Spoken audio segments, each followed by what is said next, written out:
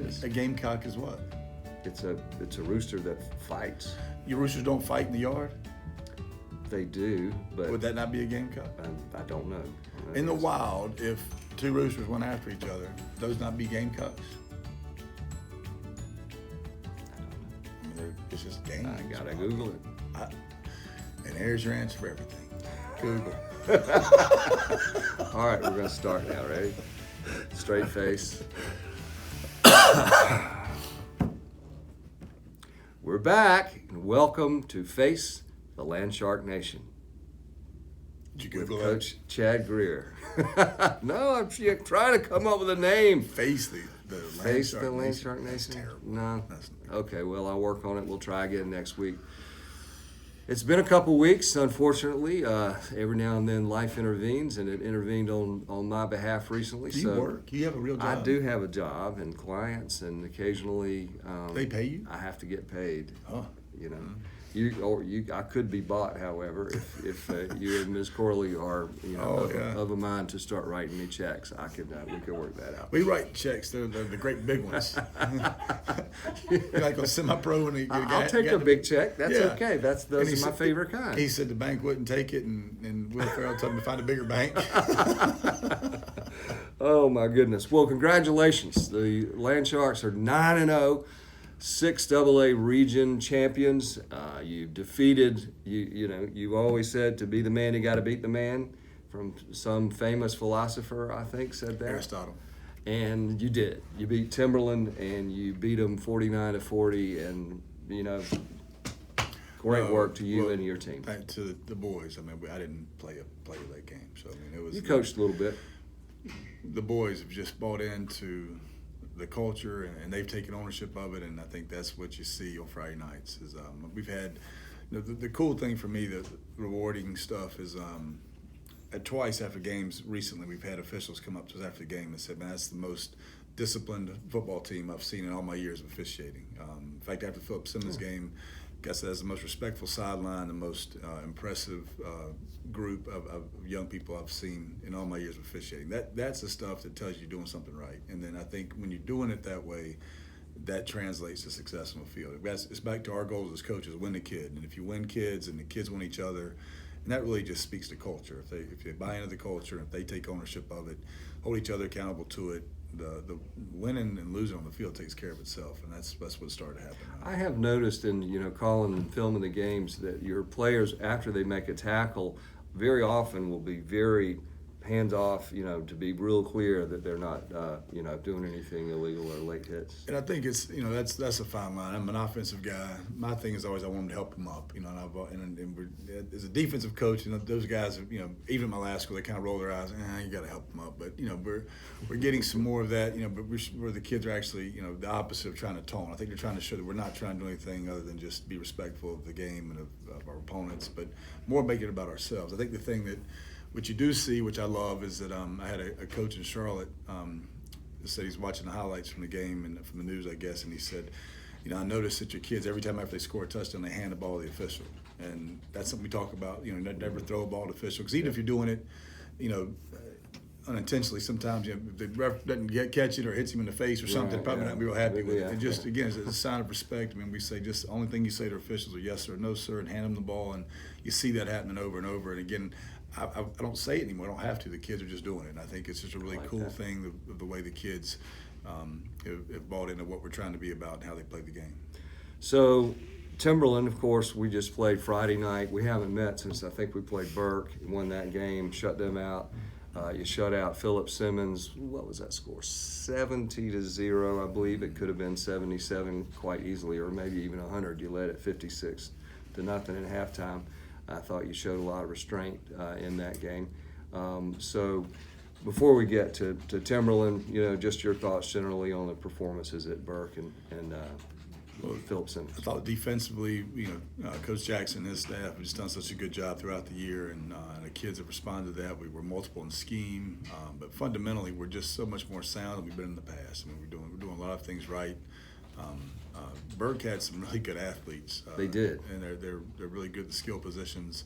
And I thought our kids did a nice job of being able to contest that with scheme and with teamwork versus trying to just make that as a one-on-one thing. I think we'd lose a lot of one-on-one battles to guys like that or teams with with athletes like Burke. I like Coach Sterling a lot. I think he's doing a great job over there, and wish them the best. I think they continue to get better every year since he's been there. They continue to get better, but so do we. I think our kids have. I think at the end of the day, I'm just really proud of our kids. Same with Philip Simmons. Thought defensively we were really, really good. Offensively we scored every time we had it, except for the time we took a knee down there at the near the goal line, and I think we played a lot of guys, and a lot of guys responded and maybe run it, throw it. It was one of those nights where we really played well, and it wasn't about the opponent. It was about us playing clean, and very few penalties. Just execution was good, and it was all part of a build-up to get to play the big game against Timberland last week. And then Timberland, of course, you had a week of some controversy that we'll just stay away from for today.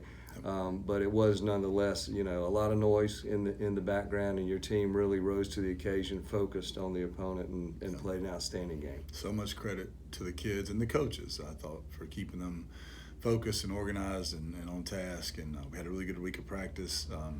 Kids really stayed focused on the task at hand, and just a huge game and huge opportunity under bright light against a quality opponent, and came out on top. Just really can't say any more than how proud I am of the boys for what they played last week and handled themselves. And let's talk about some of the individual players and their performances. I know in the first half, Keegan Williams was limited to 17 yards, but boy, by the end of the game, he was very close to 200 on the day. He really came alive. Yeah, watching the film, there, even on that, there were in the first half there were, it was one block or one cut. We were close to spraying a couple, but our game plan going in was to do some things differently, especially in the way we call plays to set some things up for later in the game. And I think strategy, man. Never underestimate that. Sometimes, you get lucky. Sometimes there's some coaching involved. Plan comes together, I don't know. But I thought offensively we played really well. I thought Keegan played great, patient with that. Never got frustrated with the first half, what was going on. I think he understood the big picture, and then when his opportunities came, boy, he did what Keegan does. The kid is special. Brian Powell kept saying he was going to score a touchdown on special teams. That didn't happen, but just about everything else did. Yeah. Great game. About popped the kickoff return after they scored. Very close, That was really well blocked. I think we spent a lot of time on special teams in practice. We were a little concerned about our punt team and our kickoff team and the coverage units, and both did really well. Spencer kicked it great off the tee. 5 for touchbacks, which is a school record, adding to his season and career record for touchbacks. And our coverage unit was much better. Punt, Joel Osteen. Keegan's been our punter. Joel came in, did a really nice job. They're very dangerous as a return team, so that was a big deal. That we had to punt a couple times, which I wasn't thrilled with, but we covered really well. That was a big concern. So special teams preparation, I think, was great, and obviously been able to convert extra points. You never want to take those for granted. We almost do, because Chris is so reliable in our execution between Zach and Walker, who does a tremendous job with the holds. That just become just kind of an automatic thing, and obviously it hurt them missing that first one, having to go for 2 from then on. So yeah, your special teams, I think, were a difference in the game. Certainly. I think it's notable that both Walker Rue and Joel Osteen had well over 100 yards receiving and some really big catches. One drive I called the Joel Osteen drive because he had all. I call him preacher. I know you call him minister. I just made that up. Yeah, the minister. You heard me say preacher. You just took it from me because his name is Joel Osteen. I know his name is Joel Osteen. Who's a preacher? He's a minister. He's a preacher. What's the difference? There's a big difference in preacher and minister. Okay. I'm not going to do this with you now. It's not politically correct. Okay, you're preaching to the choir. Anyway, Joel and Walker, both outstanding games, and I think I failed at the time in doing the play-by-play to give enough credit to Sean Cooney. He made some really good passes. So, yes, all of that. Our seniors really stepped up. And Malachi, I thought, had a great game. Malachi had a great catch on a ball that Sean's arm got hit. Malachi climbed the ladder, high-pointed on our first touchdown drive, got us down close for Keegan to get in with a short run. Walker's play before half was on a perfectly thrown ball by Sean. Sean started off a little shaky, which the funny thing about Sean is he might miss a throw on first or second down every now and again, but he is clutch on third and fourth down. Yeah. We had a 3rd and 25, and he hit Walker on a route down the sideline to convert. That was a huge play to keep a drive alive. But I thought Sean played his best game. He graded out over 100, which was the best game he's ever graded. I mean, he played. That didn't surprise me. He played really, really well. Walker played great. Joel was our receiver of the game.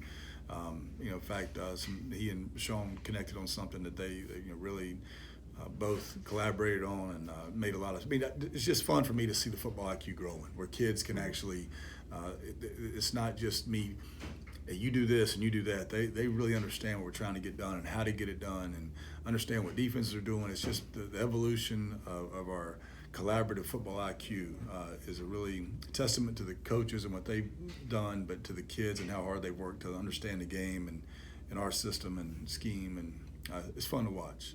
But all of those seniors played great. I think Sean was our overall player of the game. But Joel, Keegan, Malachi, Walker, all those senior skill guys really showed up and did a great job. I did notice in looking at the statistics for the game one really interesting thing that stood out, and that's the number of plays. They had 83 plays to your 48.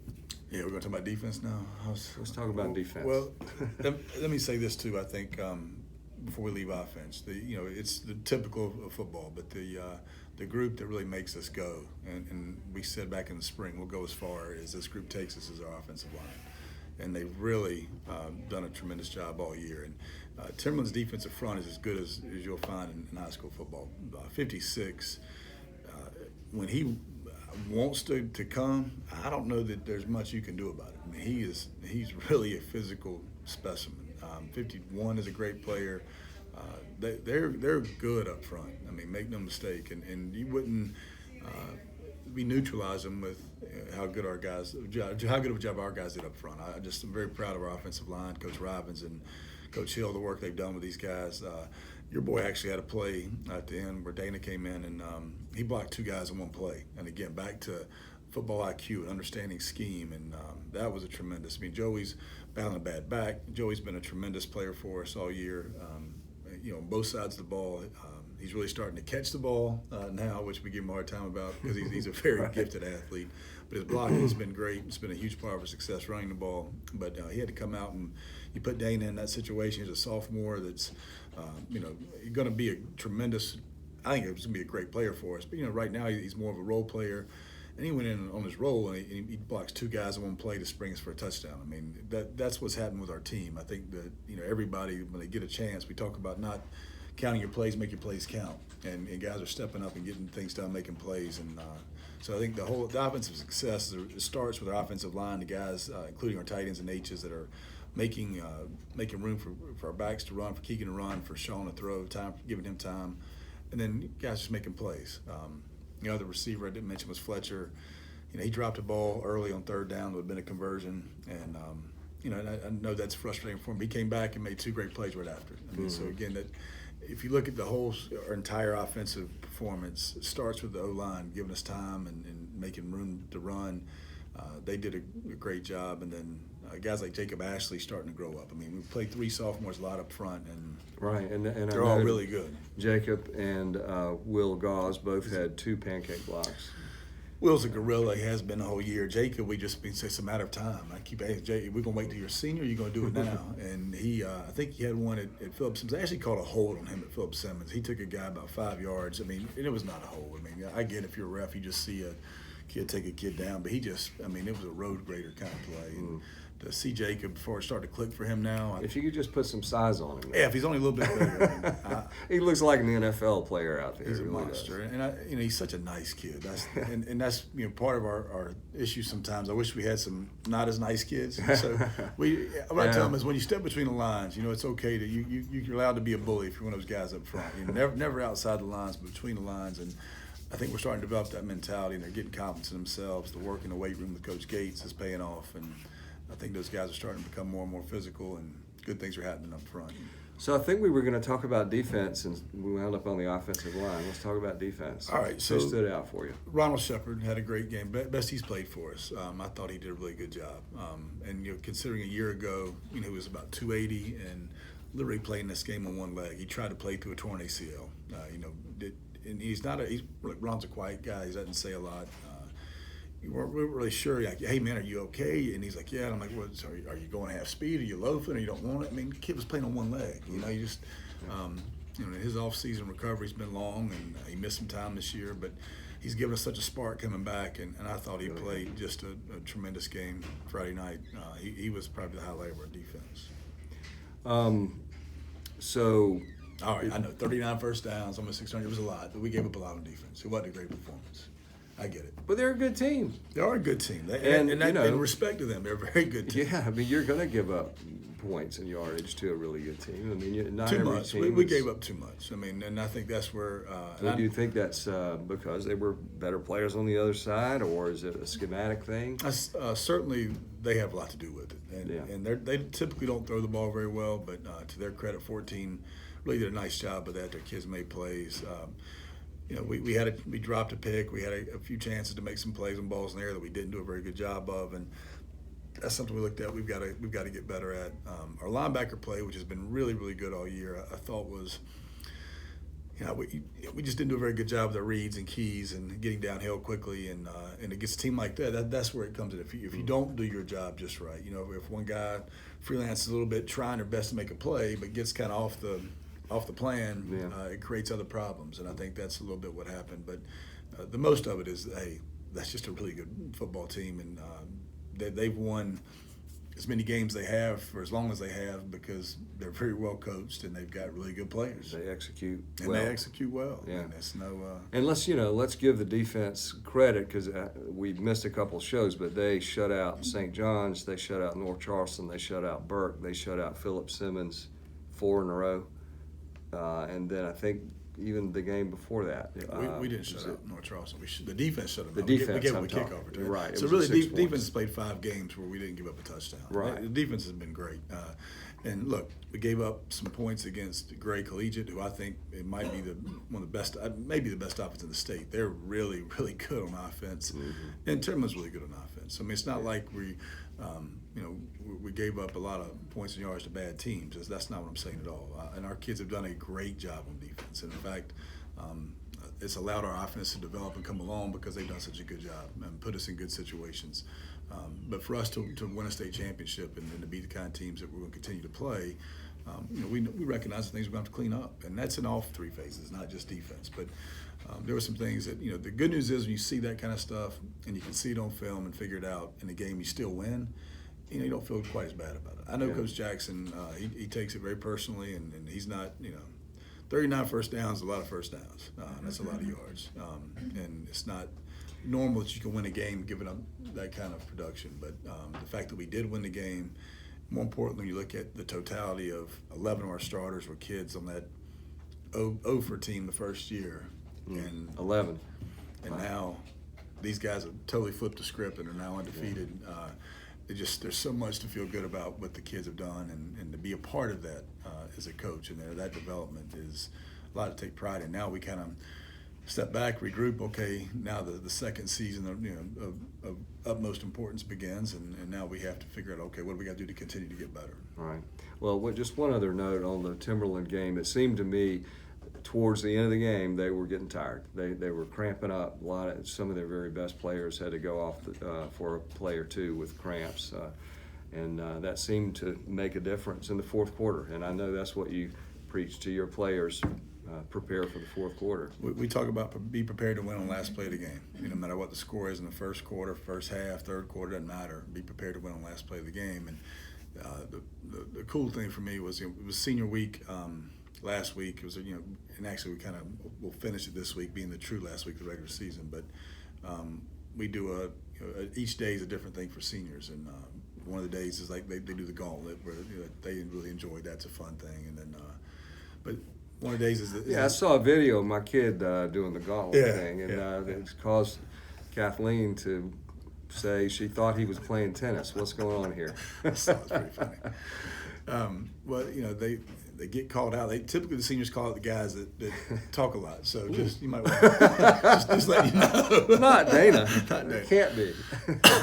But we have this thing called the Senior Wow, Words of Wisdom, and they get up and they speak to the team, and public speaking opportunity, but share their heart and whatever's on their mind about their experience playing, and words of wisdom, advice for the younger guys coming up, and it was amazing what those kids had to say. And again, so many of them being here for 4 years, but so much of what you hope sinks in clearly sank in. And but the funny part of that, to kind of tie this together, was that a lot of them were talking about, man, sometimes coach will say embrace the suck, or there's a lot of times, boy, I can't believe all the running we had. I hated the running. I hate, all Coach Grier's making us do all this crazy stuff, whatever. And we talked about it after the game. Said, never promised it's going to be easy. Said it was going to be worth it. I said, was it worth it? And man, a resounding, the kids are going crazy. But yeah. I think that's a big thing. We take the conditioning seriously as an important part of being able to compete and to win on the last play of the game. And not saying that they didn't. I just felt like we work really hard to be, and our goal is to be out condition everybody we play, so we can out hustle and out hit them, especially in the fourth quarter. And I feel like that's what we did. So I'd like to talk just briefly about what the schedule of the playoffs might look like, and so people will know, when are we going to know, who are we going to play, what's the timeline on this? If you could just sort of give us an overview of that. So this is the last week of the regular season. There are a lot of games that need to be played. There's some key games that will determine region standings, and then typically we find out over the weekend. We'll know, and then we go from there. So there's no way to know for sure, but and with the other thing going on too, we just need to wait and see. I wish I could give you a better answer. We just don't know. So we're going to go out and try to scout Friday night, and kids have been getting some good rest. We're training testing the weight room this week. We're doing some competitive weight room kind of stuff at the end of the week. We're going to practice twice. But coach is trying to recharge, let the kids recharge, and then we'll get after it this weekend with our brief coaches meeting. And our guys spend a lot of time in these meetings. I will say this. I told our coaches this week. We met on Monday. We gave them the weekend off. We literally meet for about 9 hours. And you finally got a chance to watch one of our podcasts. And it was very entertaining. I love how your voice changes. You sound like this is your lawyer voice. Then you get on the microphone and you're like, everybody should have two voices. Oh my gosh, it's fantastic. And then Dandy Don Meredith sitting next to you there. That's fantastic. I really enjoyed it. Yeah. But I think one of the things really, we met yesterday instead of meeting this past weekend, and I told our coaches that how much I appreciate the fact they'll come in for literally a 9-hour day on a weekend to do all that we do to prepare. And I think that at every level of football you'll hear that there's some guys that just do what they do. And I think one of the things that makes us unique is harder, it takes more time, but we game plan and prepare specifically each week. At a detailed level. We specifically game plan for who we're going to play. And it takes a tremendous amount of time and effort for our coaches to do that. And I can't thank them enough, and I don't know that people can appreciate enough how much time and effort goes in by an assistant coach to have the success we're having. And we've got an unbelievable staff. And you do. They're the right men. They're just good people, but they're bought in and care for the right reasons, and they work their rear ends off to help prepare the kids. Yeah. Well, Coach, unfortunately, we don't have enough time to talk about wrestling today, so we'll defer that till next week. Next week, we're going to come back and talk about where the playoff situation stands in light of the developments that will take place this week that are not in our control. So I look forward to talking to you then, and congratulations on the region championship. Appreciate it, man. Appreciate it.